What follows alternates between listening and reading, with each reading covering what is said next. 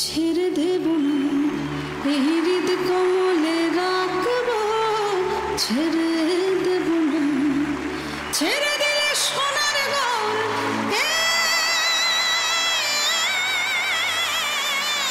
ছেড়ে দিলে সোনার গৌর আর তো পাবো না। আমি ছেড়ে দেব না, এই হৃদয়ে রাখবো, ছেড়ে দেব না। এই হৃদ মাঝারে রাখবো, ছেড়ে দেব না। এই হৃদয়ে রাখবো, ছেড়ে দেব না। এই হৃদ মাঝারে রাখবো আর ছেড়ে দেব না।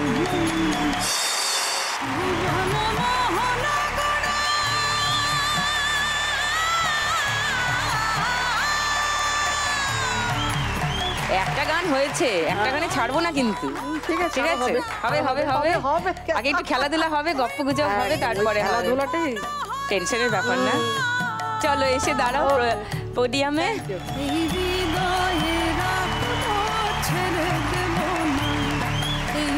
Welcome to the special episode of Lakh টাকার লক্ষ্মী লাভ।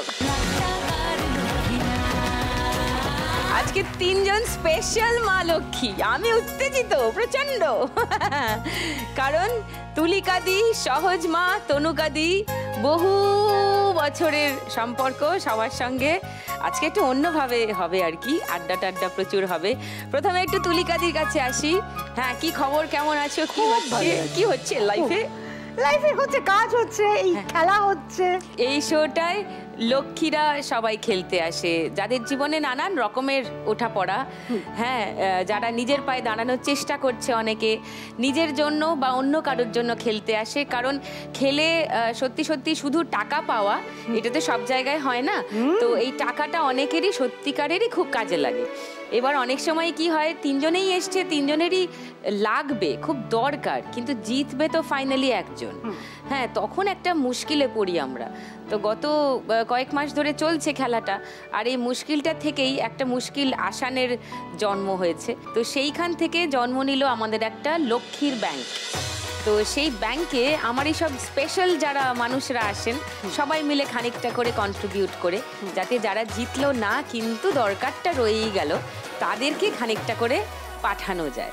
হ্যাঁ, মনে হয় তোমরাও সাপোর্ট করবে এই জিনিসটা, এবং উপকার হচ্ছেও গো, অনেকেরই হয়েছে। আমাদের এই অনুষ্ঠানে অনেক মা লক্ষ্মীরা রিস্টার্ট করেছে। আমরা সেই 12 ফেল সিনেমাটায় দেখলাম না, রিস্টার্ট। তো ওরকম রিস্টার্ট করলো, মানে সমস্তটা আটকে গেছিল, বুঝতে পারছিল না কি করবে। ওই 1 লাখ টাকাটা পেয়ে বিশ্বাস করতে পারছে না যে সত্যি পেয়েছে, হাউ হাউ করে কাঁদছে।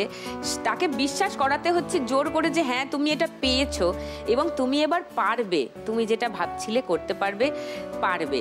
তো তুলিকাদি, তোমার জীবনে এরকম রিস্টার্টের ঘটনা কখনো ঘটেছে? রিস্টার্ট বলতে একটা ওই সিরিয়ালে, টেলিভিশনে একটা প্রোডাকশন হাউস কথা বলে, আমরা কাজ করি, মানে হয় লুক সেট হয়, পাইলট তখন জমা দিতে হতো একটু কয়েক বছর আগে। হ্যাঁ, 3টে দিনের শুটিং হয়, তার পাইলট জমা পড়ে।